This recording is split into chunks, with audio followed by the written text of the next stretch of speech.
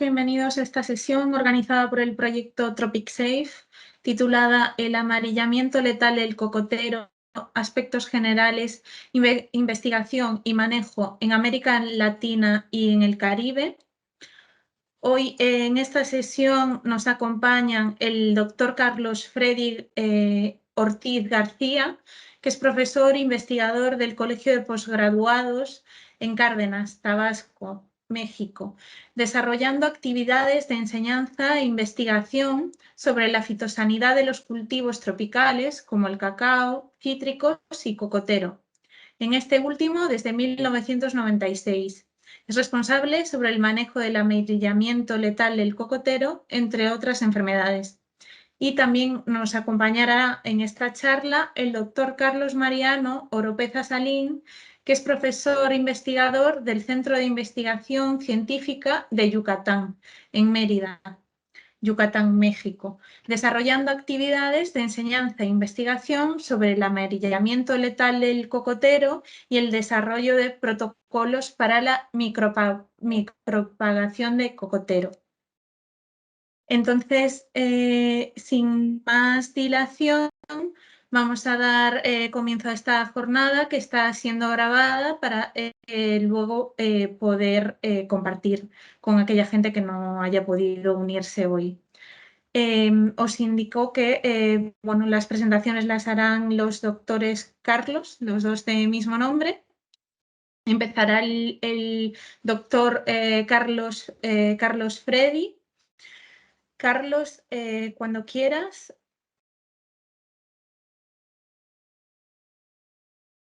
Al final de la sesión tendremos tiempo para preguntas que podéis dirigir a través del chat o simplemente pidiendo el turno de palabra levantando la mano.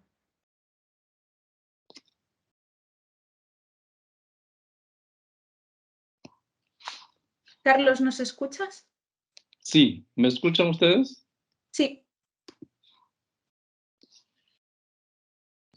Bueno, muy buenos días a todos.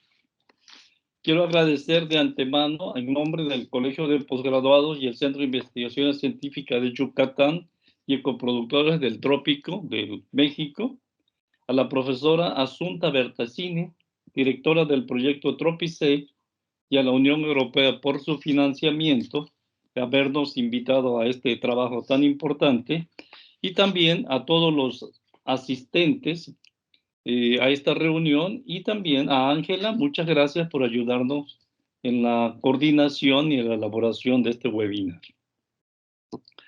Muy buenos días a todos. ¿Podrían pasarla? El webinar será presentado por un servidor, Carlos Freddy Ortiz García, y el doctor Carlos Oropeza del CICI. Y los productos que se van a presentar es un resultado de investigaciones conjuntas desarrolladas en el Colegio de Postgraduados Colpo, en el Centro de Investigaciones Científicas de Yucatán, en el Ecoproductor y Trópico Húmedo Ecotec de México, el Coconut Industry Board, el CIP de Jamaica, el Instituto de Investigaciones en Fruticultura del Trópico IFIT de Cuba, y de la Universidad di Bologna, el Univo en Italia. En el marco del proyecto TropiSafe, adelante, el contenido de esta plática va a tener 6 separaciones. El proyecto TropiSafe en primera parte, el cocotero, el amarillamiento letal, que serán explicados por un servidor, y los resultados de investigación sobre amarillamiento letal, el manejo del amarillamiento letal y las conclusiones que serán dados por el doctor Carlos Oropeza. Adelante. El proyecto TropiSafe, adelante, que se refiere a las enfermedades asociadas a procariontes y transmitidas por insectos en los ambientes tropicales y subtropicales, tomó a bien desarrollar investigaciones en enfermedades devastadoras como el amarillamiento letal de cocotero asociado a fitoplasma, al igual que el amarillamiento de la vid, con patógenos semejantes, y el enverdecimiento de los cítricos o HLB asociado a candidato Liberibacter. Todo esto tomando en cuenta que este tipo de enfermedades afectan el comercio y la importación de materiales y productos agrícolas de todo el mundo.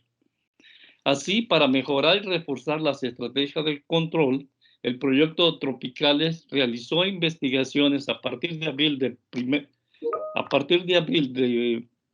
2017, inicia investigaciones en las regiones de África, América y el Caribe y Europa.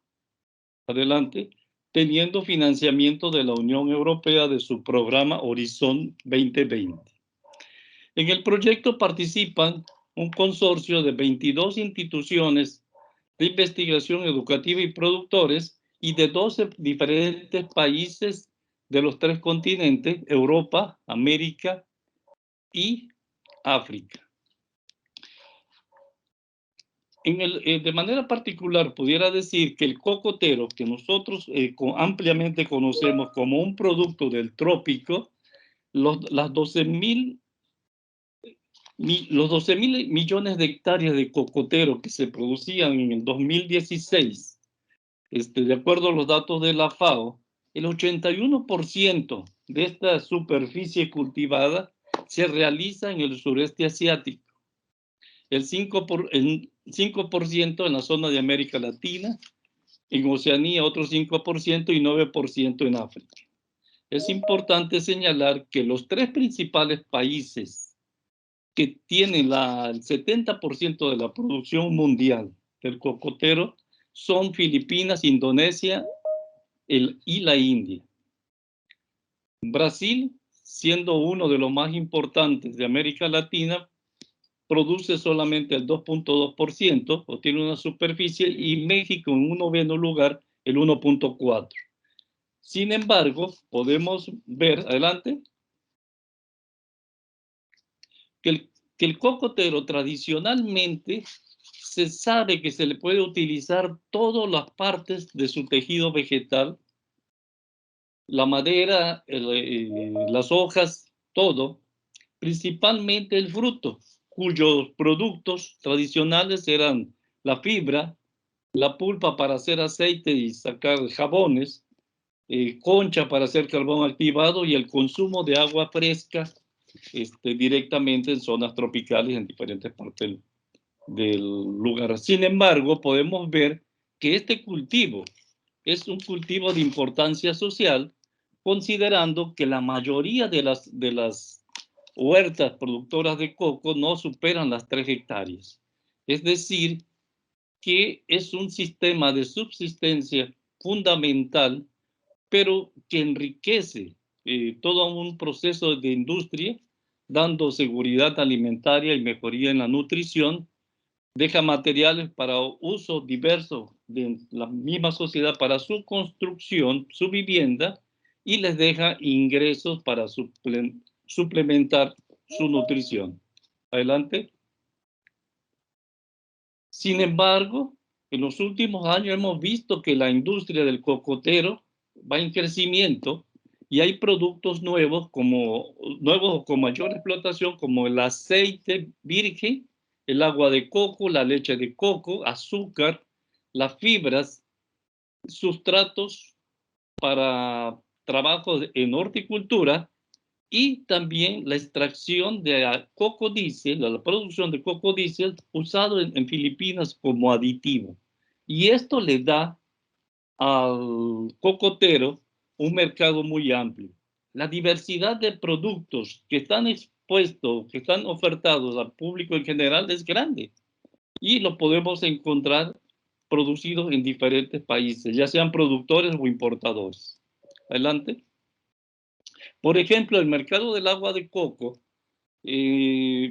iniciado primeramente por Brasil en el 2004, empezó una tendencia de crecimiento con mucha importancia. Sin embargo, la integración de industrias refresqueras de Estados Unidos como PepsiCo, Coca-Cola, esto han desarrollado el mercado del agua y han pasado de una de un valor de 50 millones de dólares, el valor anual de la venta, a 400 millones, lo que representa un crecimiento exponencial de la demanda de agua de coco.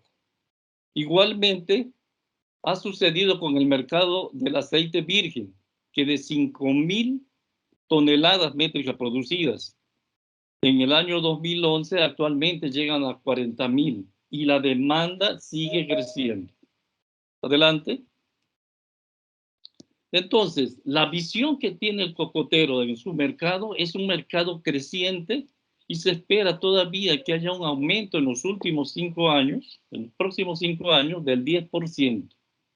Los problemas de cocotero, sin embargo, el cocotero está teniendo problemas porque muchas de sus plantaciones son viejas, tienen baja densidad de plantas y usan poca tecnología.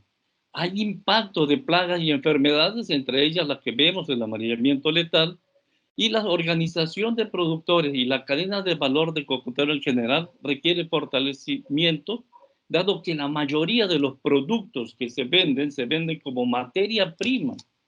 Y entonces es necesario impulsar el desarrollo del cocotero. Adelante. Entonces, bajo este sentido, vemos que la producción de frutos de cocotero va a la baja.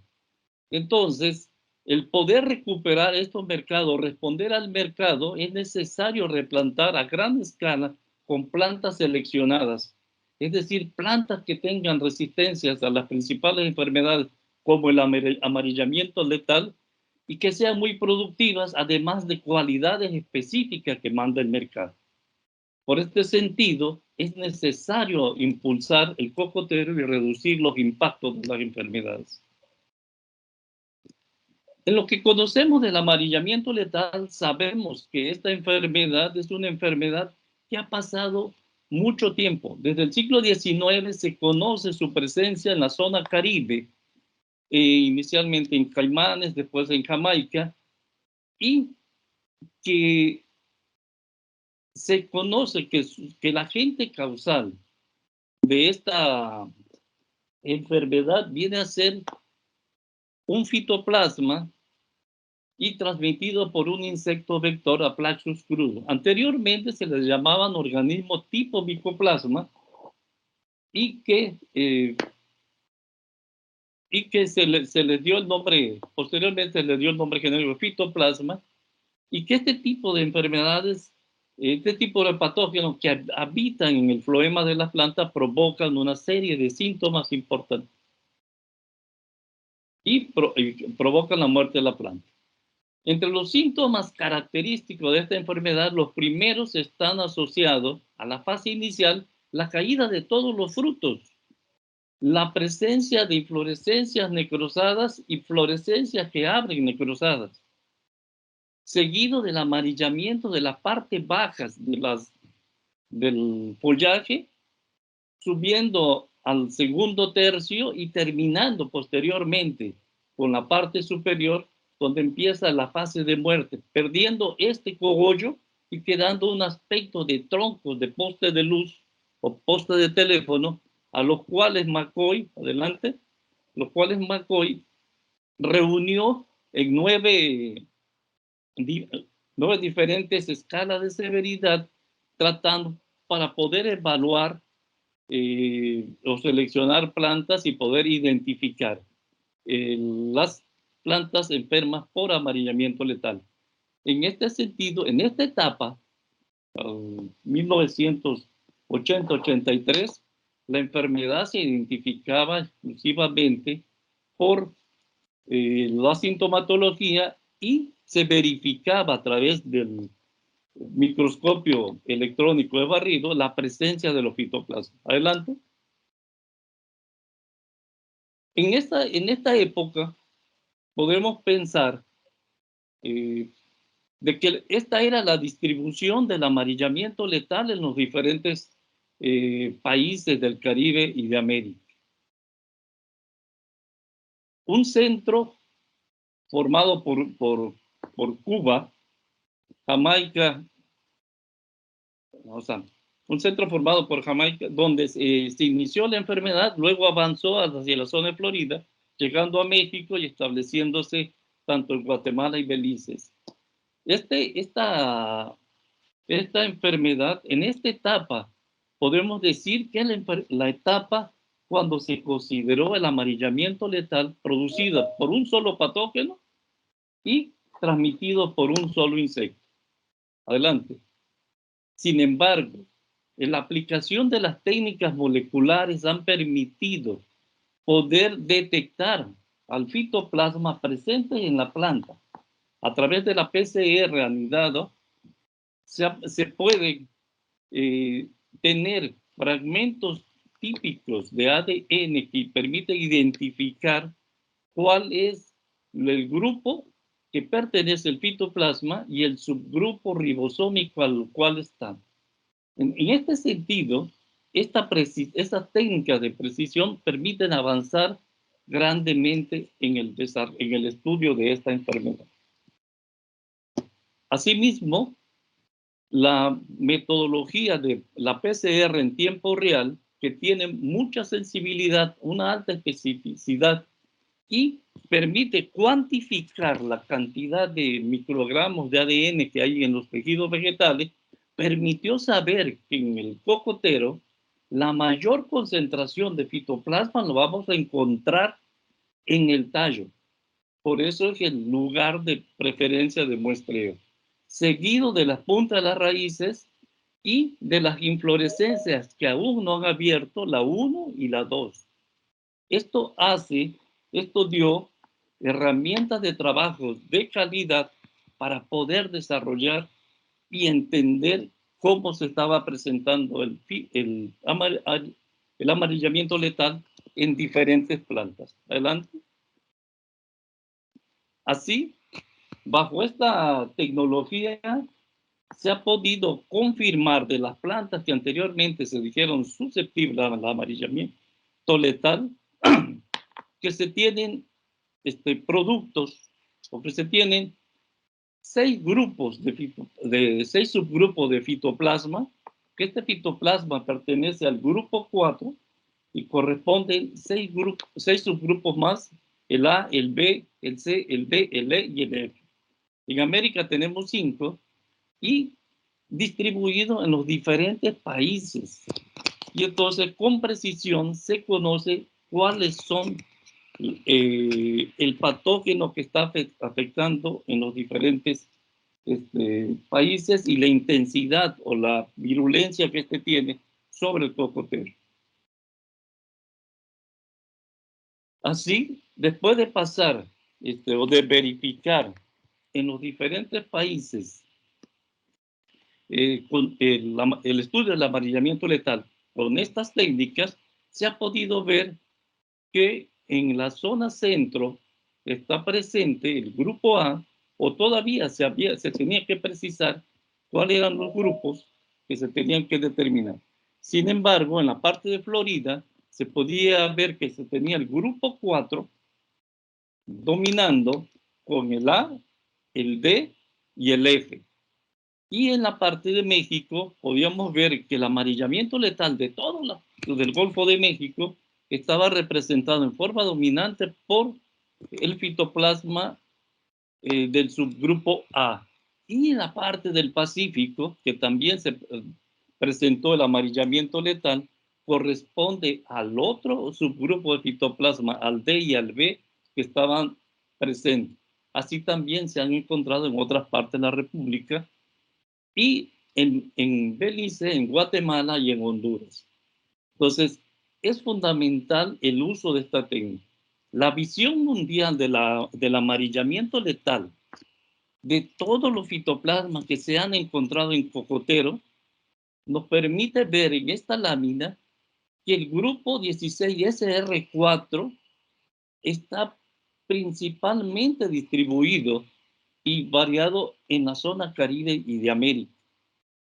Que el fitoplasma que en África produce el amarillamiento letal del cocotero pertenece al grupo 22 con 2 subgrupos A y B, el B en los países del Golfo de Guinea y el el grupo 22A hacia la zona este de Asia, aunque allí en la zona de Tanzania encontramos también el subgrupo C. Lo mismo en la zona asiática, se han encontrado fitoplasmas con menos intensidad, con menos daño, de diferentes grupos.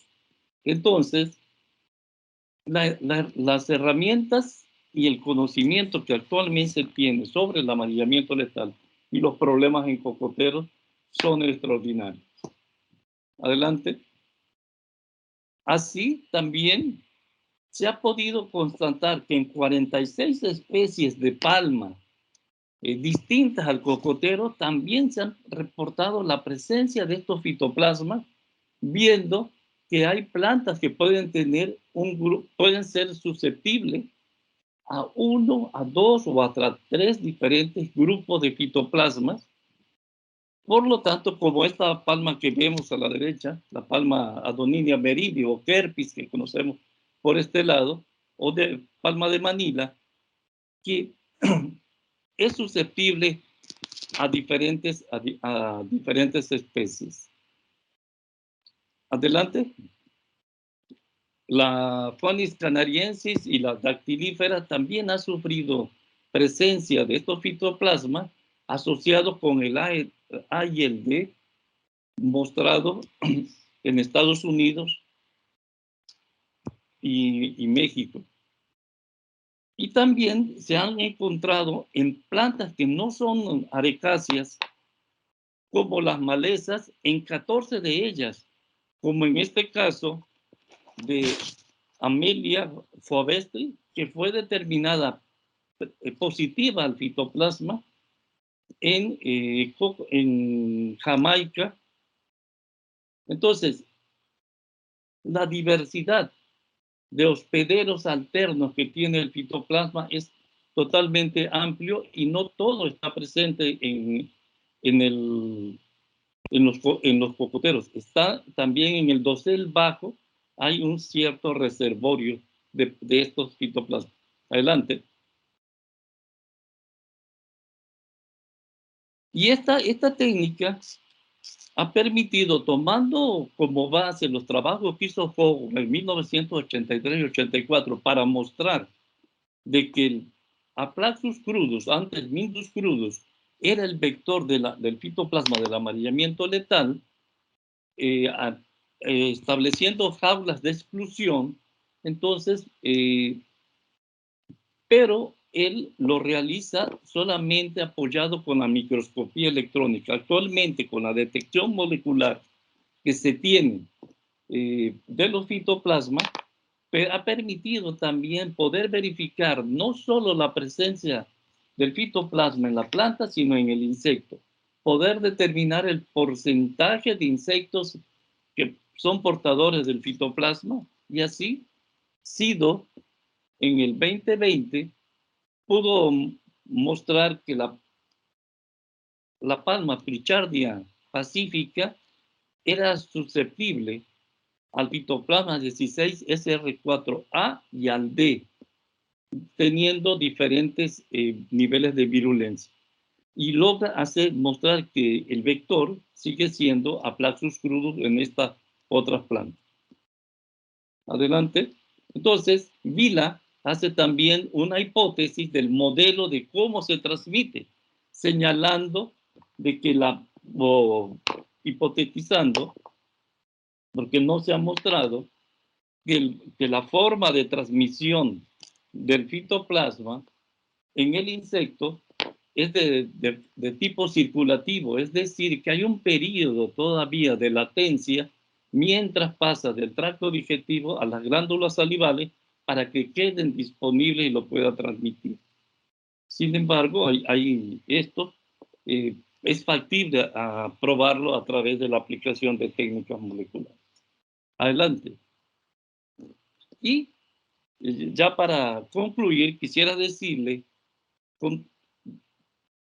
al ver todos los elementos que participan en la transmisión y la interacción que hay en el patosistema de cocotero, esta diversidad que tenemos, tanto en el dosel bajo como en el alto, es un escenario fantástico para poder determinar la nueva epidemiología que tiene el desarrollo del amarillamiento letal sobre el cocotero, las diferentes plantas, y poder revelar y hacer mejores estrategias de manejo, como lo planteaba el proyecto de TropiSafe, y cuyos resultados nos va a hablar el doctor Oropesa a continuación. Muchas gracias a todos. Muchas gracias, Freddy. Bueno, primero que nada, muy buenos días a todos y muchas gracias por su interés. Y me tomo un segundo para reiterar los agradecimientos de Freddy. No los voy a repetir, pero los reitero. Y a continuación les voy a platicar sobre diferentes aspectos de investigación del amarillamiento letal. Algunos aspectos son antecedentes que voy a presentar y la mayor parte son resultados que se han obtenido dentro del proyecto de TropicSafe. Bien, para poder trabajar en amarillamiento letal, cuando se inició el interés, pues se coincidió en algunos aspectos estratégicos, como es estudiar a la enfermedad para entenderla mejor y poder de esa forma tener más elementos para actuar con el propósito de detenerla y manejarla. También, pues, como mencionó doctor Freddy, se pensó en desarrollar herramientas para la investigación que nos ayudaran de forma práctica también, como es las metodologías moleculares. Algo muy importante es la búsqueda de germoplasma de cocotero resistente como un aspecto muy relevante para el manejo de la enfermedad. Y finalmente, para poder tener la capacidad de propagar de forma más eficiente al cocotero, pues la intención era desarrollar protocolos para la micropropagación. Bueno, primero sobre aspectos de detección en plantas. Bueno, aquí en esta lámina les presento resultados dentro del proyecto de TropicSafe, en los que se tomaron muestras de plantas que mostraban síntomas en diferentes partes de México. Aquí pueden ver ustedes en rojo donde fueron tomadas las muestras en Tabasco, Veracruz, Yucatán y en Torreón, Coahuila.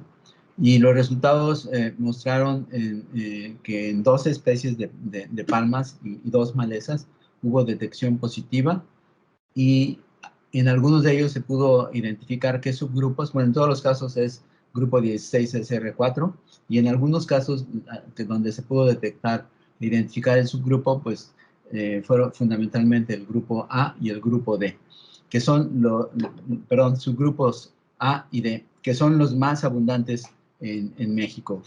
Básicamente, casi el 100% de las detecciones son A o D. Bueno, aquí hay algunas fotos de las plantas estudiadas: Phoenix en Coahuila, Chagrus también en Coahuila y Adoniria en Veracruz. Estas fotos les muestran los síntomas progresivos en 2 especies, en Phoenix robellini y en Trinax radiata. Son similares en cuanto al patrón de desarrollo que los que se presentan en cocotero. Bueno, ahora, como ya comentó el doctor Freddy, sabiendo que la enfermedad está asociada a fitoplasmas que pues se encuentran en el floema de las plantas, entonces pues lo lógico es buscar insectos que se alimenten del floema, ¿no? Así es como originalmente se pudo llegar a encontrar que Aplaxus crudus era vector, y de la misma forma pues se siguen buscando insectos que tengan ese hábito de alimentación. Bueno, de esta manera entonces en Jamaica, Cuba y México se identificaron insectos que estaban infectados por fitoplasmas. En Jamaica Sedusa, en Cuba Nymphosixia y en México Aplaxius. Estos materiales, por la metodología que se usó, pues sabemos que están asociados, perdón, estos insectos que están asociados al grupo 16 SR4, y en el caso de Jamaica y Cuba, en ese momento no se pudo identificar el subgrupo. En México nuevamente es A y D. Y ya dentro del proyecto de Tropic Safe se han hecho detecciones pues en el caso de Cuba en un insecto más, Aplaxius, y en el caso de México en diferentes partes, pues se pudieron identificar otros insectos de otras especies, y en total, si recuerdo bien, son alrededor de 8, todos los que se presentan aquí, 8 o 10 insectos distintos que tienen presencia de fitoplasmas.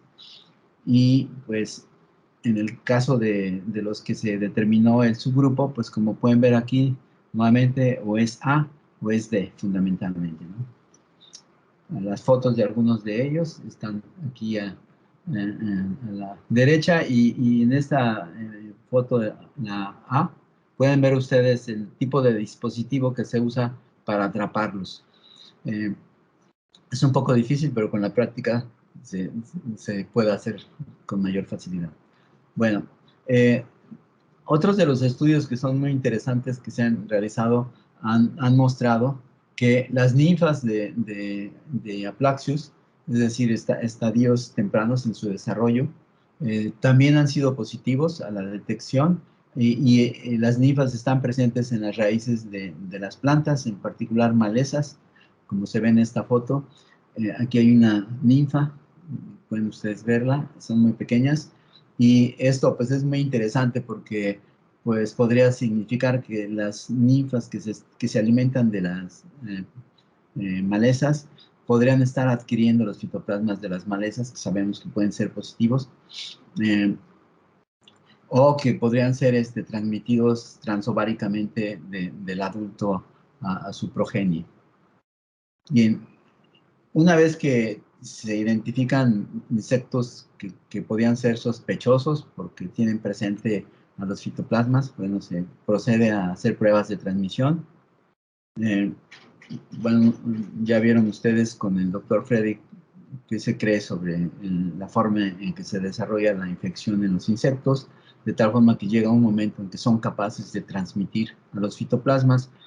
Nosotros capturamos a los insectos en campo y los introducimos en un sistema cerrado, ya sea las jaulas como las que se mostraron en otras de las fotos, que son más grandes para albergar plantas de mayor estatura y edad. Esas pruebas pues obviamente han sido muy útiles. El problema que tienen es que hay que introducir muchísimos insectos, ¿no? El doctor Howard en Florida pues reporta haber introducido decenas de miles de insectos a sus ensayos, ¿no? Una alternativa es trabajar con plantas más pequeñas en un sistema cerrado más pequeño también, y por ejemplo este que se muestra aquí, a donde la cantidad de insectos que se requieren para hacer las pruebas no son miles, son solamente decenas, ¿no? Entonces es una ventaja. Bien, aquí en esta lámina les muestro experimentos que se han llevado a cabo en Tabasco y otros que se han llevado a cabo en Yucatán.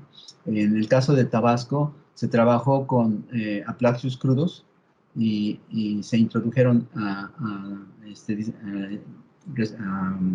sistemas donde estaba presente planta de Adoniria merili, y lo que se encontró después de hacer el análisis de las plantas son libres de fitoplasmas al inicio, y los insectos pues se atrapan de donde hay la enfermedad o directamente de plantas que estén mostrando síntomas y que sean positivas, para poder aumentar la posibilidad de que sean infectados. Entonces, llevando a cabo esta interacción dentro del sistema, a donde se introducen los insectos, se encontró que 3 de 4 plantas en una prueba resultaron positivas después de haber interaccionado con los insectos. Cuando no se introducen insectos, pues las plantas siguen siendo negativas. Entonces, esto es evidencia de que Aplaxus crudus puede ser vector del amarillamiento letal en Tabasco y además con otra planta distinta de cocotero. También se hicieron ensayos con Sedusa y Persis fobiastis, desafortunadamente resultaron negativos. En el caso de Yucatán, se hicieron ensayos previamente, antes del proyecto, con este sistema, a donde se introdujeron insectos de Aplaxus y la respuesta fue positiva, se logró la transmisión. Dentro del proyecto de Tropic Safe, lo que se hizo fue probar a otro insecto como potencial vector. El ensayo, se hizo un ensayo similar el año pasado, pero los insectos que atrapamos fueron negativos, entonces no resultó positiva la prueba. Este año se llevó a cabo otro ensayo, y aquí sí hubo respuesta positiva, pero una planta de 6 dio positivo a la interacción con insectos. Pero es evidencia preliminar de que efectivamente este insecto puede también ser un vector. Hay que repetir los resultados, pero en los ensayos, pero ya estamos comenzando a tener evidencia de su participación. En este ensayo, pues también se puso Aplaxus crudus en otras plantas como referencia, ¿no? Para ver si efectivamente se repetía lo que se había logrado antes del proyecto. Y bueno, igualmente, de 6 plantas a donde se introdujo Aplaxus crudus, se logró la transmisión en una de ellas. El contar con estos sistemas no solamente nos permite reducir a una versión mínima el número de plantas, el número de insectos, sino que además los insectos los podemos recuperar de tal forma que podemos analizarlos posteriormente, y de esta forma hemos podido encontrar que a donde ha habido transmisión, es decir, detección positiva en la planta, también los insectos son positivos. Y cuando se hace el análisis de qué subgrupos tienen, coincide subgrupo del insecto con el subgrupo de la planta. Bien, con respecto a desarrollar metodología o continuar desarrollando metodología para la detección e identificación de fitoplasmas, aquí tenemos primero unas fotos sobre cómo se toman las muestras. En el pasado, las muestras que se utilizaban para hacer análisis, aun cuando ya se tenía metodología molecular, eran hojas, inflorescencias, el cogollo. Cuando las plantas eran muy altas, pues era muy difícil. Entonces, en estudios que se realizaron se encontró que el tronco daba positivo, como mostró el doctor Freddy, no solamente da positivo, sino que tiene un alto contenido de fitoplasmas.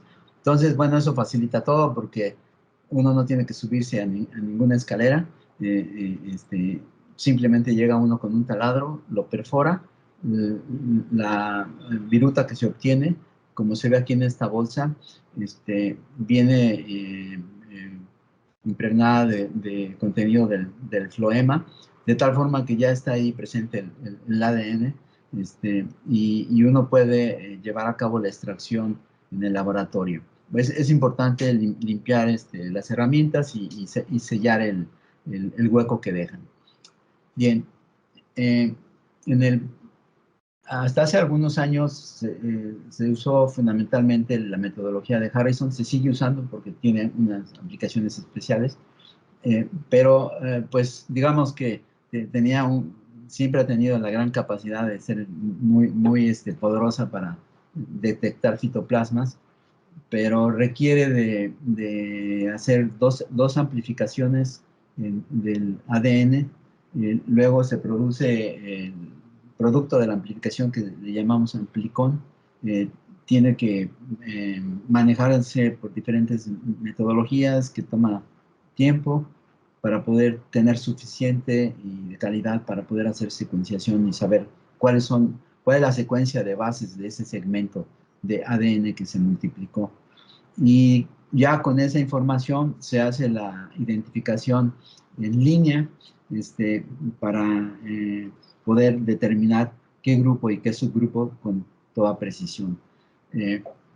Esta identificación pues, se hace por medio de una técnica que se llama RFLP, que típicamente requiere de un gel de electroforesis, pero esto ya es virtual, asociado a una base de datos muy poderosa, de tal forma que la identificación es muy precisa.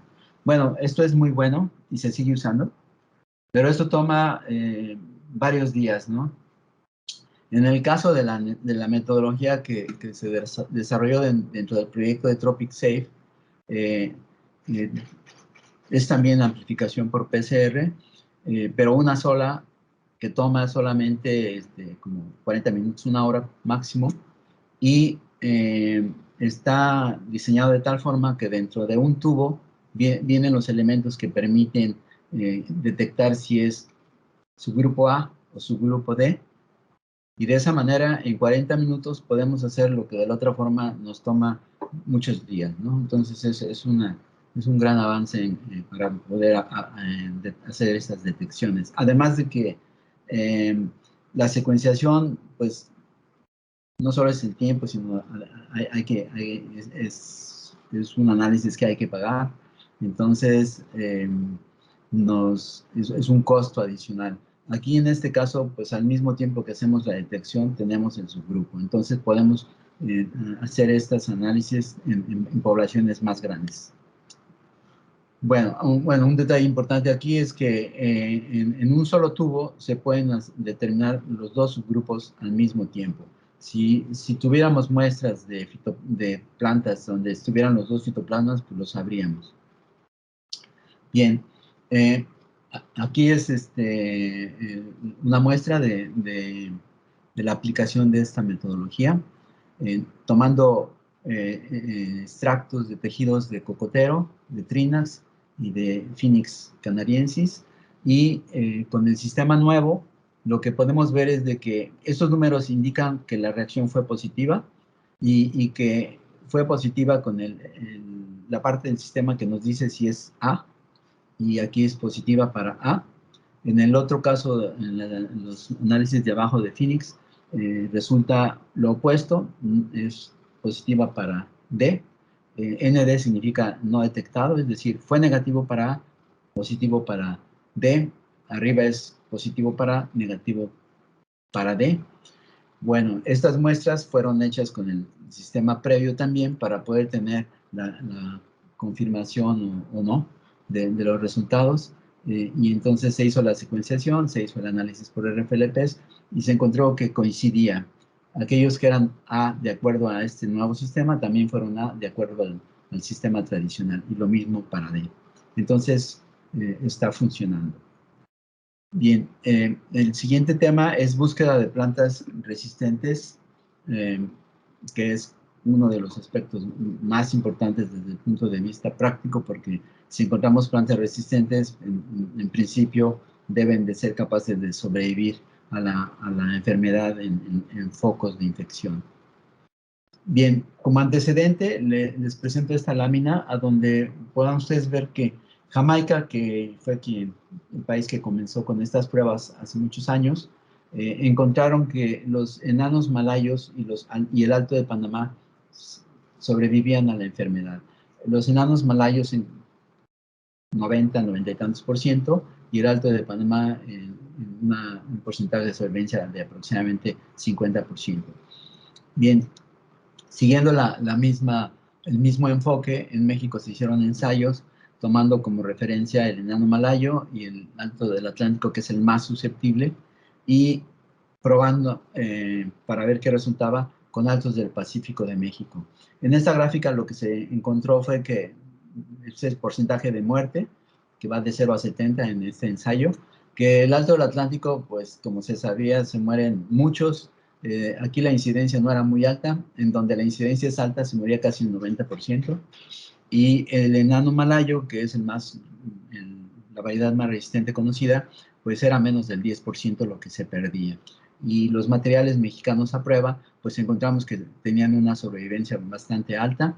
En caso del MXPT, que es Alto del Pacífico Mexicano, número 1 y el 2, y el 3 tenía una sobrevivencia intermedia, como el caso del Alto de Panamá. Bueno, dentro del proyecto de Tropic Safe se realizaron, se establecieron ensayos como estos, por un lado, y por el otro lado, diferentes huertas y ensayos que están establecidos en diferentes partes de la República, en áreas donde hay amareamiento letal, ya sea con el fitoplasma A o el D, se les siguió simplemente a distancia o visitas anuales para saber cuál era la situación de estas huertas. Y lo que está en amarillo es donde estamos directamente actuando de forma más intensa para poder darle seguimiento a los ensayos, tanto en el estado de Tabasco como en el estado de Yucatán. Bueno, en esta lámina les muestro los diferentes ensayos que ya les comenté en la lámina anterior. En rosa están los que estamos dándole seguimiento directo y más intenso en el proyecto de Tropic Safe, y los otros son los que estamos dándole seguimiento más esporádico. Bueno, tenemos en Colima, en Guerrero, en Tabasco, en Veracruz, en Yucatán. Y en todos ellos, a lo largo del proyecto, lo que hemos encontrado es que no ha habido pérdidas. Los materiales que están ahí son materiales que sospechábamos que eran resistentes por diferentes razones. En el caso de los que estamos dándole seguimiento directo, pues es la misma situación. Y aquí vale la pena señalar que en particular lo que está en el Golfo de México y en la península de Yucatán, siempre los ensayos están asociados con pérdida de plantas en la periferia, que no son parte del ensayo y que pues siempre hay algunas plantas susceptibles y se mueren. Se determina cuál fue la causa, fue amarillamiento letal. Entonces la enfermedad está presente. Sin embargo, en los ensayos las plantas siguen vivas. Aquí en estas fotos les muestro el ensayo de Tabasco y el ensayo de Yucatán. En el caso de Yucatán, tuvimos pérdida de 3 plantas de cocotero al inicio, lo cual no es mala noticia, es buena noticia, porque además nos está indicando que ahí está la enfermedad. Mala noticia hubiera sido si se hubieran muerto muchos, pero solamente lo que ha muerto hasta el día de hoy representa 0.5% de las plantas que están ahí, así que vamos bien.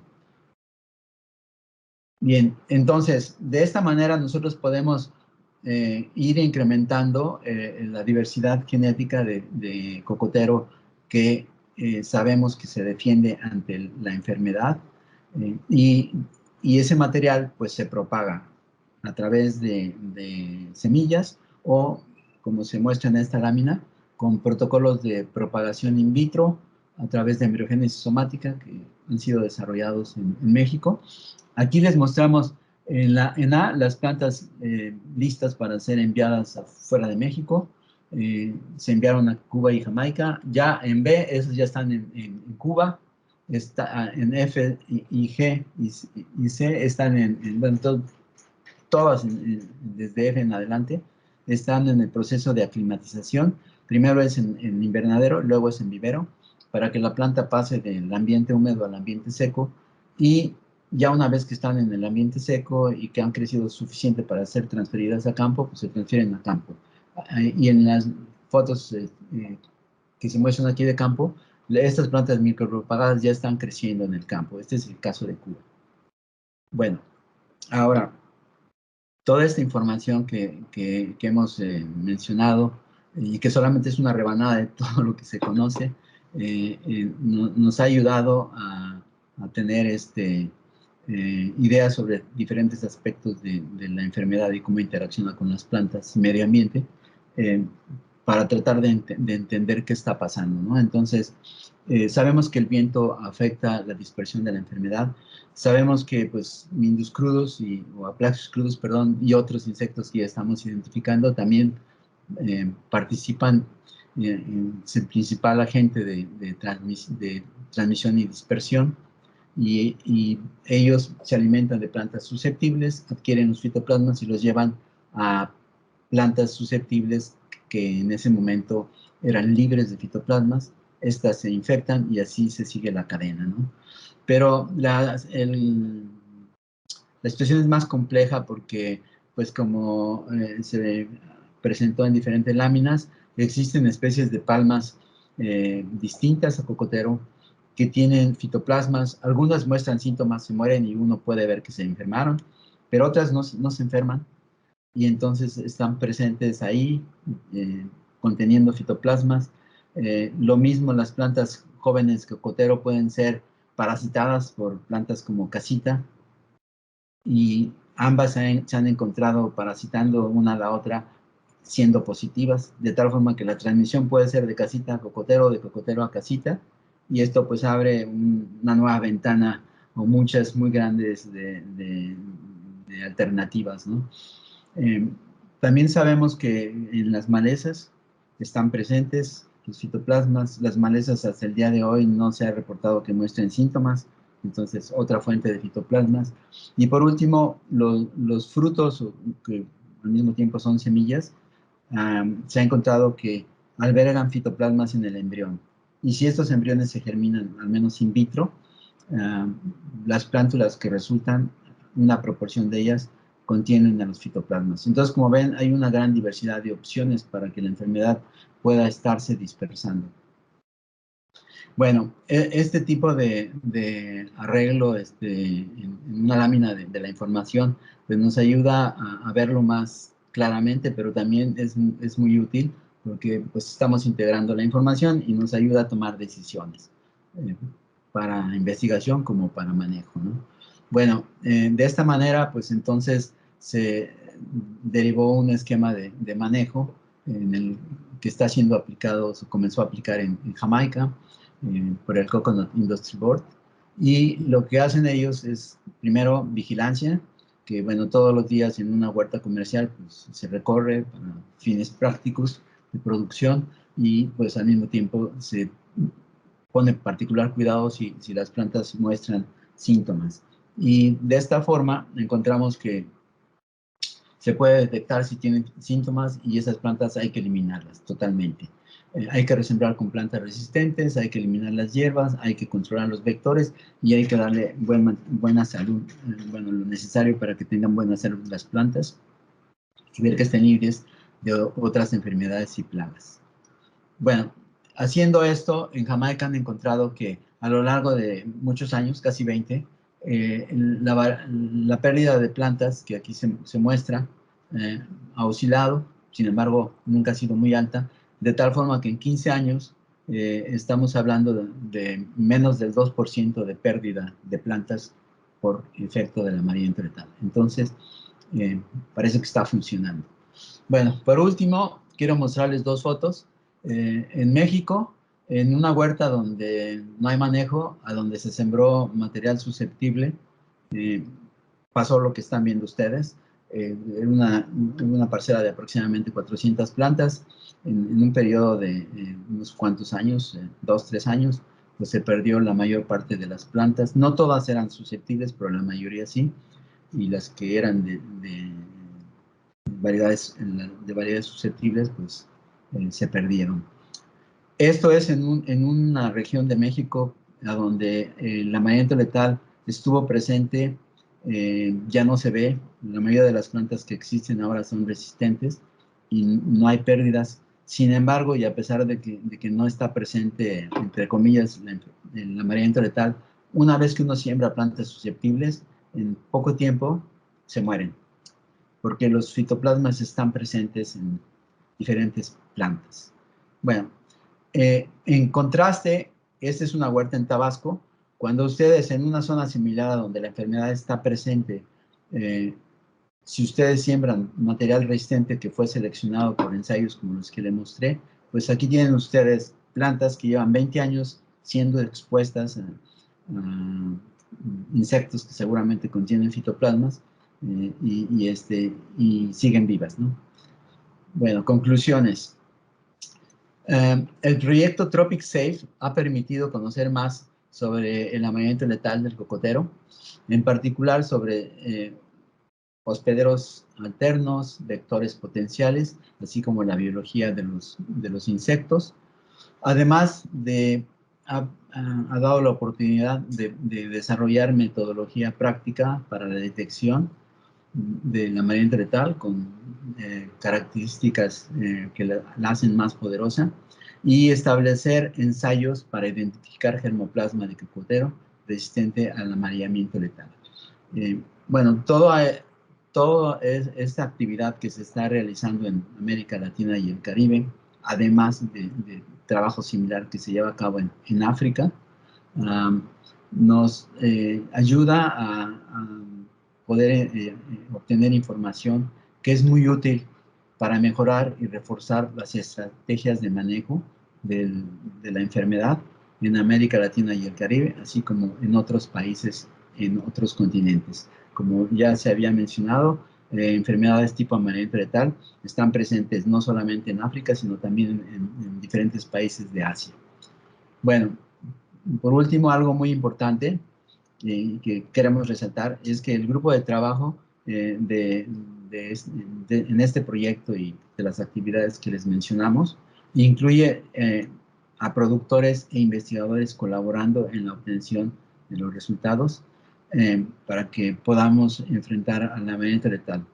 Esta colaboración fue inducida por el proyecto Tropic Safe y seguirá creciendo más allá del proyecto. Bueno, finalmente, muchas gracias por su atención y por la oportunidad de presentar el trabajo que se ha realizado. Eso es todo.